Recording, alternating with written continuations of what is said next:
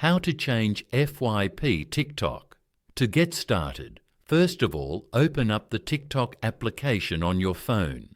You will then be taken to the TikTok homepage.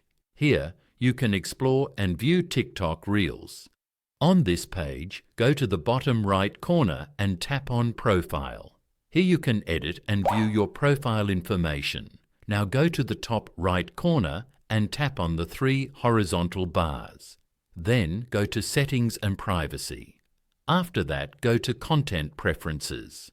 Now tap on Refresh your For You feed. Here tap on Continue at the bottom for a fresh start. Then tap on Refresh. You have now successfully launched a new feed. Following these steps, you can easily change FYP on TikTok.